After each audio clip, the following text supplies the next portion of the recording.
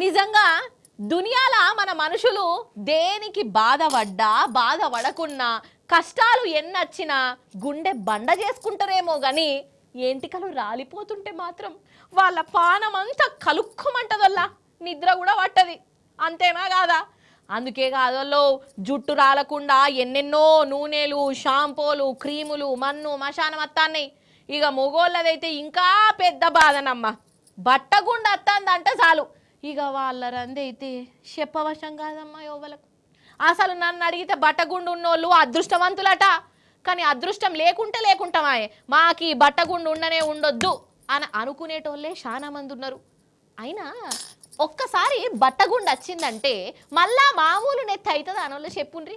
విగ్గే పెట్టుకోవాలి. కానీ మన హైదరాబాదులోనోళ్ళ 2 అంటే 200కు బట్ట తల మాయం చేస్తాన్రంట. అరే అవంటే నువ్వు అగ చూడుండ్రి ఎంత పెద్ద లైనో. అటెనక ఏమైందో కూడా చూడాలమ్మా మీరు. అది మిస్ కావద్దు ఏమంటున్నా. ఇక చూడురమ్మా. అబ్బో ఆహా ఇగో లైన్ చూడుండ్రోళ్ళ వీళ్ళందరూ బట్టగుండు మహానుభావులు. 24 గంటలల్లా నెత్తి మీద ఏంటికలు మొలిపించుకునేందుకు ఇగో ఇట్లా లైన్ కట్టిర్రు. అరే అవంటనోళ్ళ బట్టగుండు పోయేందుకేనుల్లో ఇగో వీళ్ళు ఇట్లా లైన్లు కట్టింది.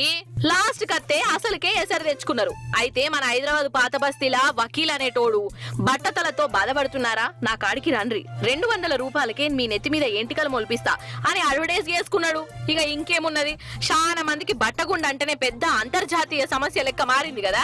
ఇక బట్టగుండు ఓడగొట్టుకునేందుకు 100 మంది వచ్చిర్రు. 200 చదివించుకున్నారు.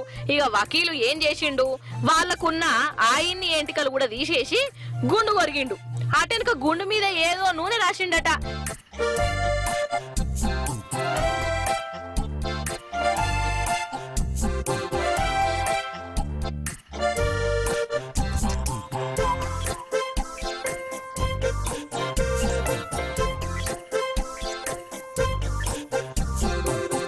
ఇక 24 గంటల తర్వాత ఈ గుండును చూసుకో, ప్రభాసు, అబ్బాసు, రామ్ చరణ్ కు కదా ఉన్నట్టు మా సెంటికలు మొలుతాయి, బట్టగుండు మాయమైతది అని చెప్పిండు.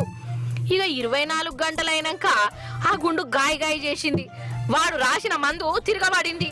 గుండు మీద అన్ని బొబ్బలు వచ్చినాయటనులో బొబ్బలు కీస్ అనుడు ఇగో ఇల్లంతా అయింది. ఇక దావకాన్ల పొంట ఉరికిర్రు. చూసినావా కథ ఎట్లున్నదో.